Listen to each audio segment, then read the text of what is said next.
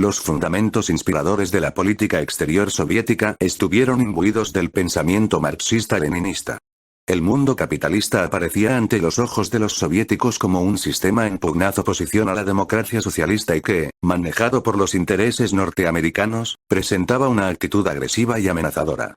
La teoría de la lucha de clases se aplicaba con rigidez a las relaciones internacionales y el resultado era el enfrentamiento y la tensión permanentes entre países explotadores y explotados, enfrentamiento que conduciría inevitablemente a la victoria final del comunismo.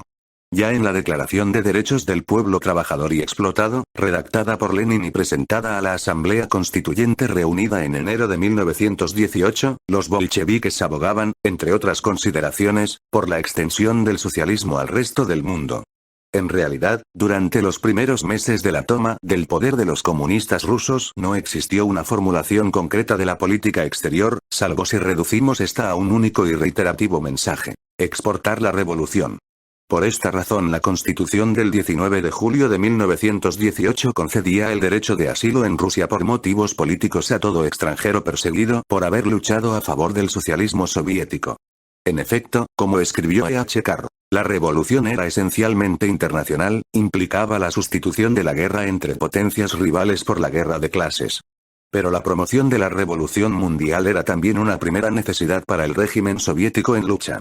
Era la única arma de que disponían los bolcheviques frente a las potencias imperialistas en orden de batalla. Y sin una revolución, al menos en los principales países beligerantes, el régimen difícilmente podía esperar sobrevivir. De esta forma, las clases sociales resultaban el agente principal en la configuración de un statu quo mundial en permanente conflicto. Burguesía y proletariado, como actores transestatales, dirimían sus disputas en el terreno internacional y así lo continuarían haciendo hasta el triunfo definitivo de la clase trabajadora.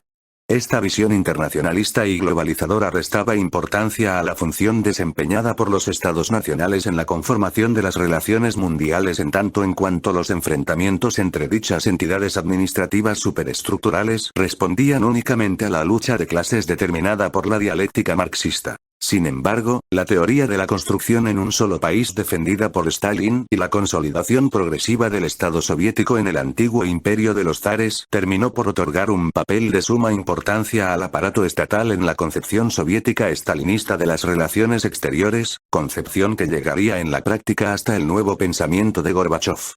En efecto, aunque la concepción soviética insistiera durante la década de los 20 en la trascendencia de las clases sociales en el ámbito internacional, la URSS como Estado se convirtió en actor principal de las relaciones tanto europeas como extraeuropeas con el fin de reforzar su posición en el mundo.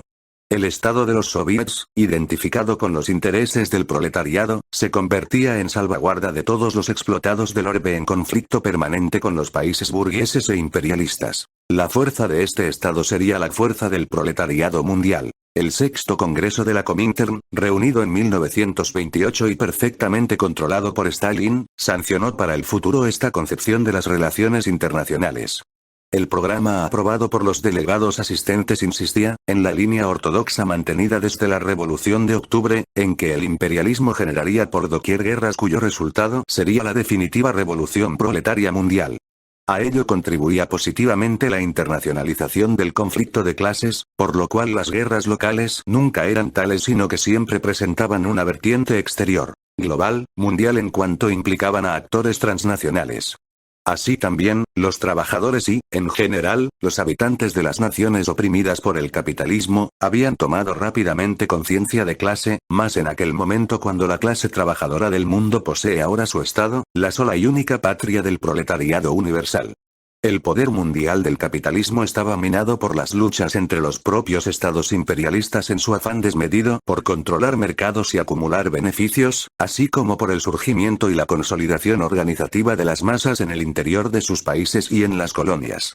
Había llegado el momento de que la revolución mundial avanzara bajo la fuerza directiva del movimiento revolucionario mundial, la dictadura del proletariado en la Unión de Repúblicas Socialistas Soviéticas.